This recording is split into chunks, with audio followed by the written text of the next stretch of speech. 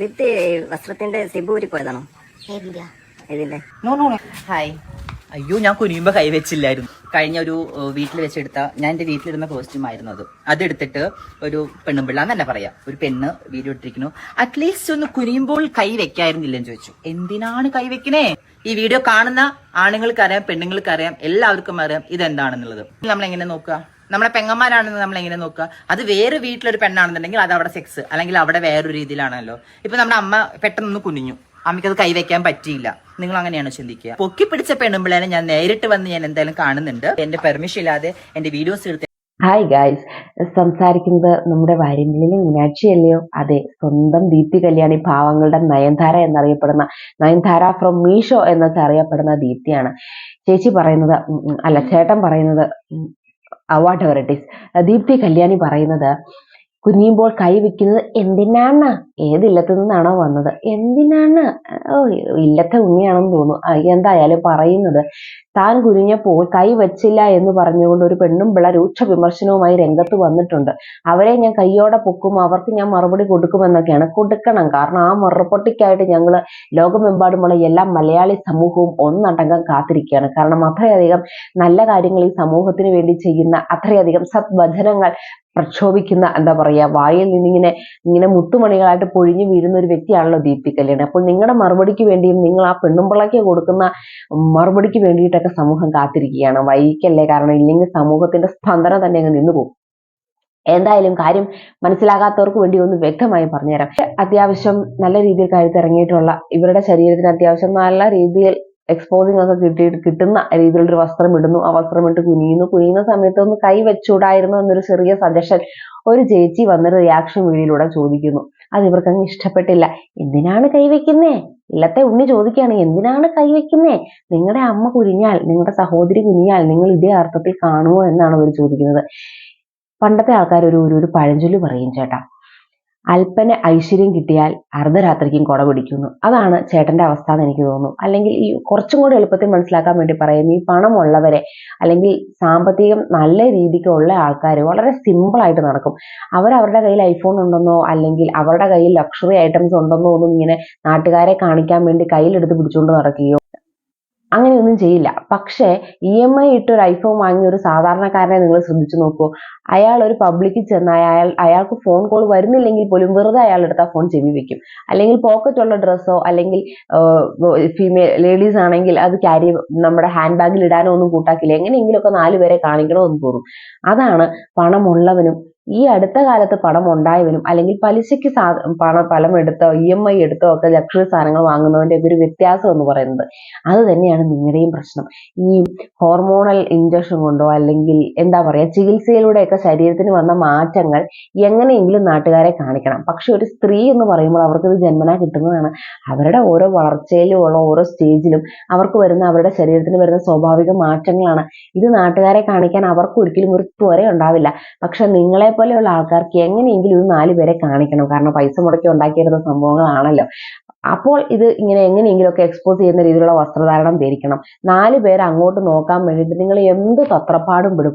നിങ്ങളെന്ന് ഞാൻ പറയുന്നത് സോക്കോൾ ട്രാൻസ്ജെൻഡേഴ്സിലെ വളരെ കുറച്ച് പേരെയാണ്. നിങ്ങളാണ്, അല്ലെങ്കിൽ ആ ആൾക്കാരാണ് ഇങ്ങനെ ഇത്രയും വൃത്തികളായി എക്സ്പോസിങ് ആയിട്ടുള്ള വസ്ത്രങ്ങൾ ധരിക്കുന്നത്. അവിടെ ടാറ്റു ചെയ്യും, അവിടെ നിങ്ങൾ പറ്റുമെന്നുണ്ടെങ്കിൽ എന്തെങ്കിലുമൊക്കെ ഒരു കോനാകൃതി കാണിച്ചു വെക്കും. കാരണം എങ്കിലാണല്ലോ ക്യാമറ ഫോക്കസ് അങ്ങോട്ട് കിട്ടുള്ളൂ. അല്ലെങ്കിൽ അങ്ങനെയാണെങ്കിലാണല്ലോ അവിടെ നിങ്ങളെ പാസ് ചെയ്ത് പോകുന്ന കണ്ണുകളെല്ലാം അങ്ങോട്ട് തന്നെ കറക്റ്റായിട്ട് ഫോക്കസ് ചെയ്ത് അങ്ങോട്ട് 2 കമന്റ് അടിക്കുള്ളൂ. നിങ്ങളുടെ ആവശ്യം മറ്റൊന്നുമല്ല, നിങ്ങൾ പൈസ കൊടുത്ത് മാറ്റിയ സാധനങ്ങൾ, ശരീരത്തിൽ വരുത്തിയ മാറ്റങ്ങൾ നാട്ടുകാരെ കാണിക്കണം. നിങ്ങൾ പൂർണ്ണമായും സ്ത്രീയായി മാറി എന്ന് നാട്ടുകാരെ വിശ്വസിപ്പിക്കണം. അതാണ് നിങ്ങളുടെ ആവശ്യം, അല്ലാതെ മറ്റൊന്നുമല്ല. ഒരു സാധാരണ സ്ത്രീക്ക് ഇതിന്റെ ആവശ്യമില്ല. അവർ സ്ത്രീയാണെന്നും അവരുടെ ശരീരത്തിൽ സാധാരണ ഈ തരം ഇങ്ങനെയുള്ള മാറ്റങ്ങളൊക്കെ പ്രായമാവും തോറും ഉണ്ടാവുമെന്നും സമൂഹത്തിന് അറിയാം. അതുകൊണ്ട് അവർക്ക് മറ്റൊരാളെ ബോധിപ്പിക്കേണ്ട ആവശ്യമില്ല. ഇതാണ് നിങ്ങളുടെ വസ്ത്രധാരണവും ഒരു സാധാരണ സ്ത്രീയുടെ വസ്ത്രധാരണവും അല്ലെങ്കിൽ ഒരു മെന്റാലിറ്റി തമ്മിലുള്ള വ്യത്യാസം എന്ന് പറയുന്നത്. ഇതുകൊണ്ടൊന്നും ചേച്ചി നിർത്തിയിട്ടില്ല. ബാക്കി വിഡ്ഢിത്തരങ്ങൾ കൂടി കേട്ടിട്ട് നമുക്ക് നമ്മുടെ അഭിപ്രായം വ്യക്തമാക്കാം. ദീപ്തി വസ്ത്രത്തിന്റെ സിബൂരി പോയതാണോ? ഇതിന്റെ ഇതിന്റെ നെക്ക് ഇങ്ങനെയാണ്. ഇനിയിപ്പോ പറയും ഇത് ദീപ്തി ഇറക്കി വലിച്ചു കിട്ടുന്നു. ഒരിക്കലും അല്ല, ഈ ഡ്രസ്സ് ഇങ്ങനെയാണ്. മനസ്സിലായില്ലേ? ഇതിന്റെ നെക്ക് ഇത് സ്റ്റിച്ച് ചെയ്തിരിക്കുന്നത് ഇത്രയും ഡീപ്പായിട്ടുണ്ട്. ബാക്ക് കയറിയിട്ടാണ്. ഇത് ഞാനായിട്ട് വലിച്ചിട്ടതല്ല. ഇത് പിടിച്ച് പൊക്കി കൊണ്ടുവരാൻ നിൽക്കണ്ട. കാരണം ഈ ഡ്രസ്സ് ഇറങ്ങിയിരിക്കുന്നത് ഈ പറയുന്ന ഈ കുലസ്ത്രീകൾ പറയുന്ന സ്ത്രീകൾക്ക് വേണ്ടി ഇറങ്ങിയിട്ടുള്ള ഡ്രസ്സാണ്, അല്ലാണ്ട് ട്രാൻസിന് വേണ്ടി ഇറങ്ങിയ ഡ്രസ്സല്ല. മനസ്സിലായല്ലോ? അപ്പൊ ആ ഡ്രസ്സ് സ്ത്രീകളുടെ ഡ്രസ്സാണ്, പുരുഷന്മാരുടെ അല്ല. ഇത് ഞങ്ങൾ വാങ്ങിച്ചിട്ട് കഴിഞ്ഞാൽ പറയും ട്രാൻസ്ജെൻഡേഴ്സിന്റെ അഴിഞ്ഞാട്ടമാണ്, അവർ കുറെ സിലിക്കണും വെച്ച് കുത്തി കാണിച്ചുകൊണ്ട് നടക്കുകയെന്ന് പറയും. എനിക്ക് ഈ ഡ്രസ്സ് ഇങ്ങനെ കവർ ചെയ്തിട്ട് ഇതാണോ ഇതിന്റെ ഭംഗി? അല്ല, ഞാൻ ചോദിക്കുകയാണ്, ഇതാണോ ഇതിന്റെ ഭംഗി? അതല്ല അതിന്റെ ഭംഗി. പക്ഷെ ചേട്ടൻ ഇട്ടേക്കുന്നത് പോലെ അല്ലെങ്കിൽ ചേച്ചി ഇട്ടേക്കുന്നത് പോലെയും അല്ല അതിന്റെ ഭംഗി. ഇത് സ്ത്രീകൾക്ക് വേണ്ടി ഇട്ടിരിക്കുന്ന ഡ്രസ്സാണോ, ഉണ്ടാക്കിയിരിക്കുന്ന ഡ്രസ്സാണെന്ന് പറയുമ്പോൾ തന്നെ സ്ത്രീകൾ വേറെ, ട്രാൻസ്ജെൻഡേഴ്സ് വേറെ എന്നൊരു പൂർണ്ണ ഉത്തരവാദിത്തം അല്ലെങ്കിൽ പൂർണ്ണ ബോധ്യം ഇവർക്കുണ്ട് എന്ന് വ്യക്തമാണ്. എന്തായാലും ഈ ചോദ്യം ചോദിക്കുന്ന ആള് ചോദിച്ച ചോദ്യം നിങ്ങൾ കേട്ടല്ലോ അല്ലെ? സിബ് ഇടാൻ മറന്നു പോയതാണോ എന്ന്. ഒന്നെങ്കിൽ ഇത് പറഞ്ഞു ചോദിപ്പിച്ചതാണ്, അല്ലെങ്കിൽ ഇത്രയും മോശമായ ചോദ്യങ്ങൾ ചോദിക്കാനുള്ളൊരു സ്വാതന്ത്ര്യം ദീപ്തി കല്യാണിന്റെ അടുത്ത് ഈ ക്യാമറാമാനുണ്ട്. രണ്ടിലേതാണെങ്കിലും നാട്ടുകാർക്ക് സത്യം മനസ്സിലായിക്കോളും. സിബ് ഇടാൻ മറന്നുപോയതാണോ എന്ന് ചോദിക്കുന്ന ചേട്ടനോട് വളരെ കൃത്യമായി പറയുന്നത് അല്ല, ഇത് ഇങ്ങനത്തെയാണ് ഈ വസ്ത്രം, ഇത് ഈ കഴുത്ത് ഇത്ര ഇറങ്ങിയതാണ്, ഇത് ഇങ്ങനെ ഇടേണ്ട വസ്ത്രമാണ്, അല്ലാതെ സിബ് ഇടാൻ മറന്നുപോയതൊന്നും അല്ല എന്ന് വളരെ സരസമായി മറുപടി കൊടുക്കുന്ന ദീപ്തി കല്യാണി. എന്റെ പൊന്നോ, ഇത്രയും സ്വാതന്ത്ര്യമൊക്കെ ഒരാൾക്ക് കൊടുത്ത് അവരെ കൊണ്ട് ആ ചോദ്യം ചോദിപ്പിച്ച് അതിന് മറുപടി കൊടുത്ത് ഇതിങ്ങനെ പബ്ലിക് പ്ലാറ്റ്ഫോമിൽ കിടന്നിങ്ങനെ കറങ്ങാൻ ഇട്ട് കൊടുക്കുന്ന ദീപ്തി ചേച്ചിയുടെ അല്ലെങ്കിൽ ദീപ്തി ചേട്ടന്റെ ഒരു മനോവ്യവസ്ഥ എന്താണെന്ന് എനിക്ക് മനസ്സിലാവുന്നില്ല. ഇതിനു മുമ്പ് ഞാനൊരു വീഡിയോ ഇവരെ കുറിച്ച് ചെയ്തിട്ടുണ്ട്. അതിനകത്ത് ഇവർ വളരെ സെൻസിബിളായി ഇവര് ട്രാൻസ്ജെൻഡറിന്റെ കമ്മ്യൂണിറ്റിക്ക് വേണ്ടി വളരെ സെൻസിബിൾ ആയിട്ട് സംസാരിക്കുന്ന പോലെയാണ് എനിക്ക് തോന്നിയത്. പക്ഷെ ആ ഒരു സെൻസിബിലിറ്റി എല്ലാം വിട്ടുകൊടുത്തുകൊണ്ട് കളഞ്ഞു കുളിച്ചുകൊണ്ടാണ് ഇവർ ഇമാതിരിയുള്ള ഓൺലൈൻ ചാനലുകൾക്ക് ഇമാതിരിയുള്ള റീൽസ് അല്ലെങ്കിൽ ബൈറ്റ്സ് കൊടുക്കുന്നത്. ഇതിനകത്ത് ഇവരൊരു വസ്ത്രം ഇട്ടു, ഇവരുടെ ഇഷ്ടത്തിന് ഇവരൊരു വസ്ത്രം ഇട്ടു എന്ന് വിചാരിക്കുക. അതിനെന്തിനാണ് ഇവരിത് സിബിടാൻ മറന്നു പോയതല്ല, ഇത് സ്ത്രീകൾക്ക് വേണ്ടിയിട്ടുള്ള വസ്ത്രമാണ്, ഇതിന്റെ പുറകിലത്തെ നെക്ക് കയറിയിട്ടാണ്, ഫ്രണ്ടിലത്തെ നെക്ക് ഇറങ്ങിയിട്ടാണ്. ഇത് ആരെയാണ് ഇവർ ബോധിപ്പിക്കാൻ ശ്രമിക്കുന്നത്? ഇവർക്കൊരു വസ്ത്രം ഇടണമെങ്കിൽ അങ്ങ് ഇടുക, നിങ്ങൾക്ക് ഭംഗി തോന്നുന്നുണ്ടെങ്കിൽ നിങ്ങൾ ഇട്ടുകൊള്ളൂ. അതിന് കാണുന്ന ആൾക്കാർ ഏത് രീതിയിൽ വിമർശിക്കുന്നു, ചിലപ്പോൾ നെഗറ്റീവ് കമന്റുകൾ വരും, ചിലപ്പോൾ ഇതുപോലെയുള്ള റിയാക്ഷൻ വീഡിയോകൾ വരും, അതുകൂടി അങ്ങ് ഏറ്റെടുത്താൽ പോരെ. പകരം എന്തിനാണ് നാട്ടുകാരെ ബോധിപ്പിക്കാൻ വേണ്ടിയിട്ട് നിങ്ങൾ പൊട്ടിപ്പിടിച്ച് കാണിക്കുന്നു, അല്ലെങ്കിൽ ഇതിന് സിബോ ഇല്ലാത്തതാന്ന് കാണിക്കുന്നു, പുറത്തെ കഴുത്ത് കയറിയതാന്ന് കാണിക്കുന്നു? എന്താണ് നിങ്ങളുടെ പ്രശ്നം? നിങ്ങൾക്ക് ലൈം ലൈറ്റിൽ എങ്ങനെയെങ്കിലും നിൽക്കണം എന്നുള്ളതാണോ?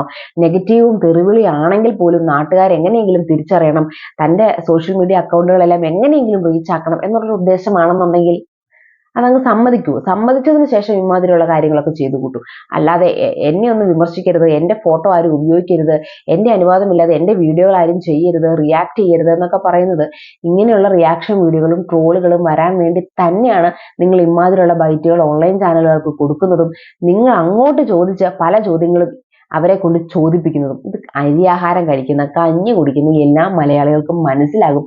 എന്റെ പൊന്നു ചേട്ടാ, ബാക്കി കൂടി കാണണം.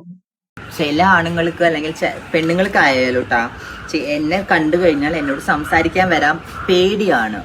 അതെന്താണെന്ന് എനിക്കറിയില്ല. പേടി കാണും, കാരണം നിങ്ങൾ അത്രയധികം വിദ്യാഭ്യാസമുള്ള, ഹൈലി ക്വാളിഫൈഡ് ആയിട്ടുള്ള അല്ലെങ്കിൽ Z+ കാറ്റഗറി സെക്യൂരിറ്റി ഉള്ളൊരു വ്യക്തിയാണല്ലോ. എന്റെ പൊന്നു ചേട്ടാവും.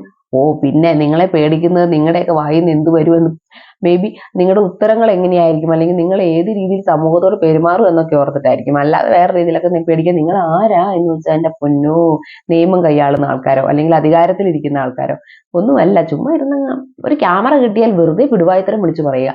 പിന്നെ എനിക്കറിയാൻ മേലാത്തോട് ചോദിക്കുക, നിങ്ങളിപ്പോൾ ഇരുന്ന് സംസാരിക്കുന്നത് നിങ്ങളുടെ അമ്മയുടെയോ അനിയന്റെയോ ഒക്കെ മുമ്പിലാണോ, അതോ ഒരു ക്യാമറയുടെ മുമ്പിലാണോ? നിങ്ങൾ നിങ്ങളുടെ ഉടുപ്പ് കെട്ടുന്നു, നിങ്ങളുടെ അഴിഞ്ഞുപോയ വള്ളി പുറകിൽ ശരിയാക്കുന്നു, കൈ രണ്ടും മേളിലോട്ട് വെച്ചിട്ട് ഉടുപ്പിന്റെ പുറകിലത്തെ കെട്ടുന്നതായിട്ടാണ് നമുക്കത് മനസ്സിലാവുന്നത്. അപ്പൊ നിങ്ങൾക്ക് വസ്ത്രം ശരിയാക്കാനും നിങ്ങൾക്ക് ലിപ്സ്റ്റിക് ഇടാനും നിങ്ങൾ കണ്ണെഴുതാനും ഒക്കെയാണോ ഈ ക്യാമറമാൻ നിങ്ങളുടെ പുറകെ നടക്കുന്നത്? എനിക്ക് മനസ്സിലാവുന്നില്ല. നിങ്ങൾക്ക് ഈ പരിപാടികളൊക്കെ ചെയ്ത് നിങ്ങളുടെ ഡ്രസ്സൊക്കെ കറക്റ്റ് ആക്കിയിട്ട് മേക്കപ്പ് ഒക്കെ കംപ്ലീറ്റ് ആയതിനു ശേഷം ബൈറ്റ് കൊടുത്താൽ പോരെ. ഈ ക്യാമറയുടെ മുമ്പിൽ ഇരുന്ന് ഈ ഉടുപ്പ് കെട്ടുന്നതും അല്ലെങ്കിൽ വള്ളി കെട്ടുന്നതും ഒക്കെ എന്തിനാണെന്ന് എനിക്ക് മനസ്സിലാവുന്നില്ല.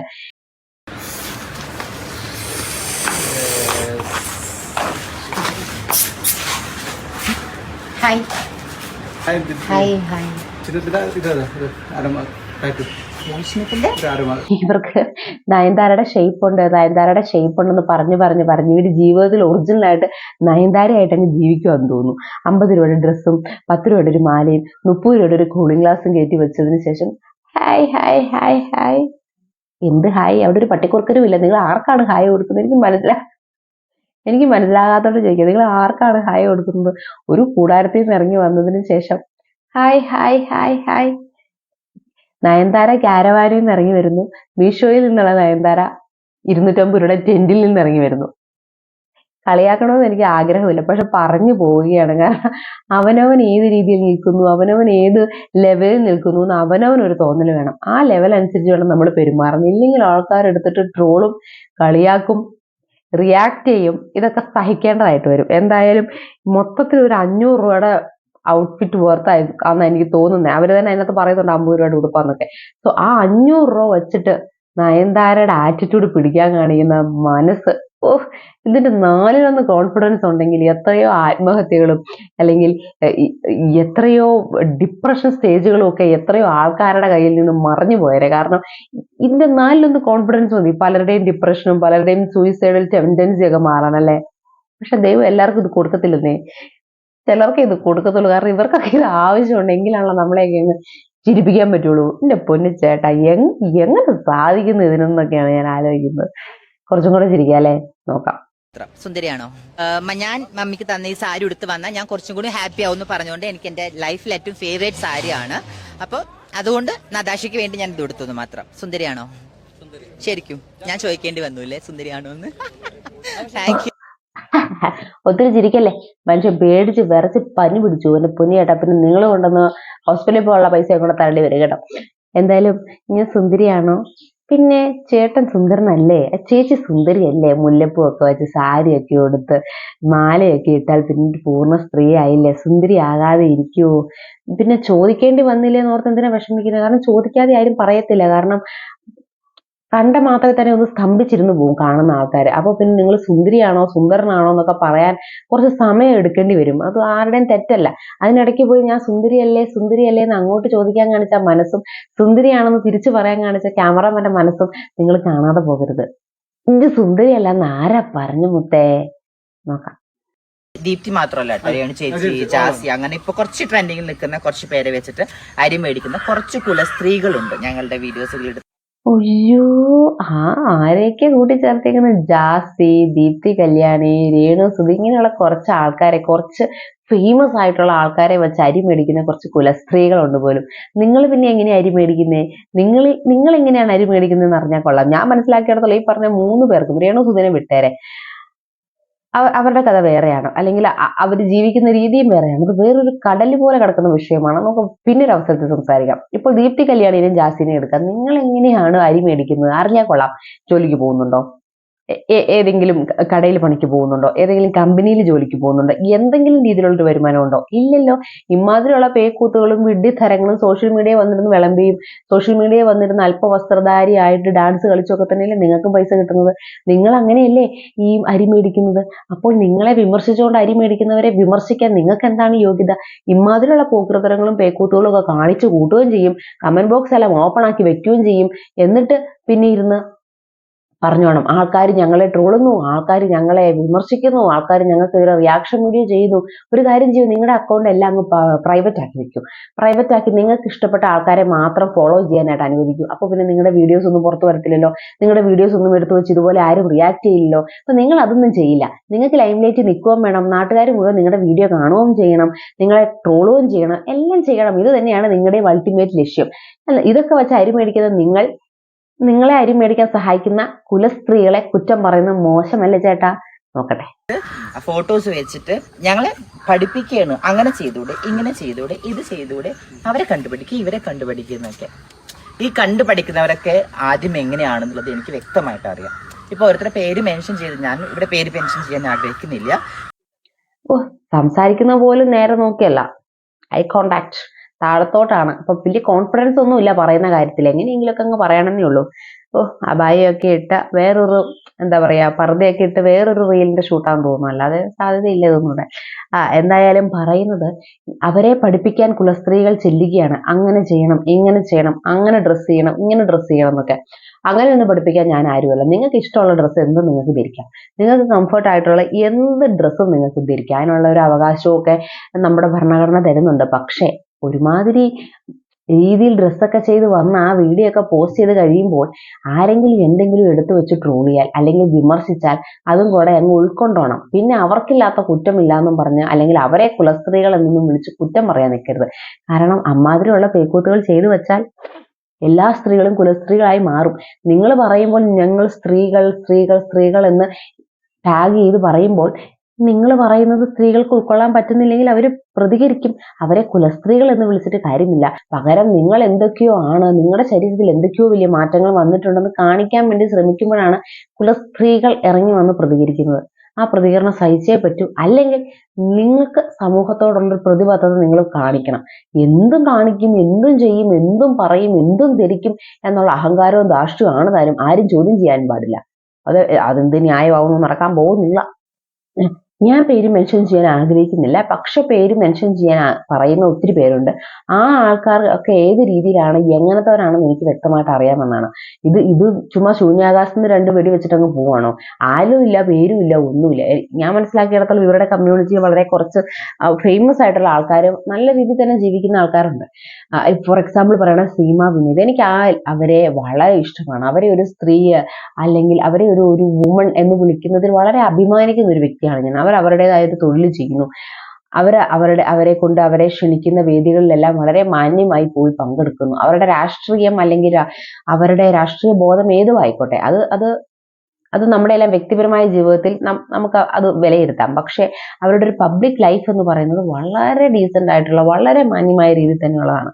അവർ സാരി ഉടുക്കാറുണ്ട്, അവർ മോഡേൺ ഡ്രസ്സ് ഇടാറുണ്ട്, അവർ വളരെ അപ് ടു ഡേറ്റ് ആയിട്ട് ഇന്നത്തെ കാലത്ത് ജീവിക്കുന്ന ഒരു സ്ത്രീ തന്നെയാണ്. ഇവർ ഈ പറയുന്നത് പോലെ എനിക്ക് എന്തൊക്കെയോ ഉണ്ട് എന്ന് കാണിച്ച് ജീവിക്കുന്ന ഒരു വ്യക്തിയായിട്ട് എനിക്ക് അവരെ ഒരിക്കലും തോന്നിയിട്ടില്ല.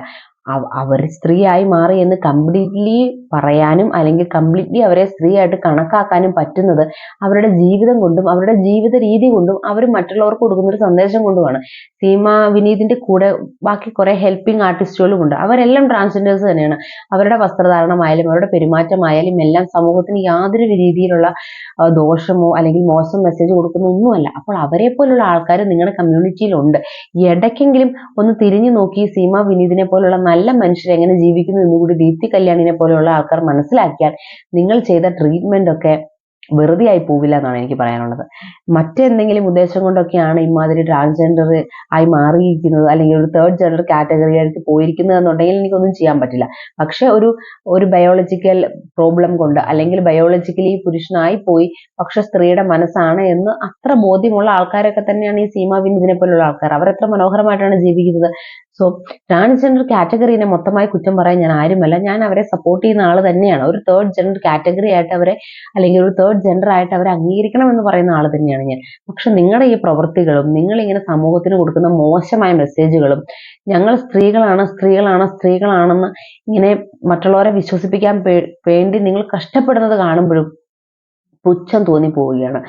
അവനവൻ എന്താണ്, അവനവൻ ആരാണ്, അവനവൻ എന്തൊക്കെ കുറവുകളുണ്ട്, അവനവൻ എന്തൊക്കെ കഴിവുകളുണ്ടെന്ന് അവനവൻ തന്നെ ആദ്യം തിരിച്ചറിഞ്ഞ് ആ രീതിയിൽ സമൂഹത്തിൽ ജീവിക്കുമ്പോഴാണ് എന്നും നന്മ ഉണ്ടാവുകയുള്ളൂ. അവർക്ക് മാത്രമാണ് എന്നും ഒരു വില സമൂഹത്തിൽ കിട്ടുകയുള്ളൂ. അല്ലാതെ ഇമാതിരിയുള്ള വസ്ത്രങ്ങളൊക്കെ ഇട്ടിട്ട് ആരെങ്കിലുമൊക്കെ വിമർശിച്ചാൽ പിന്നെ അവർക്കില്ലാത്ത കുറ്റങ്ങളില്ലാത്ത പോലെ ഇരുന്ന് സംസാരിച്ചാൽ പുച്ഛം മാത്രമേ കിട്ടുള്ളൂ.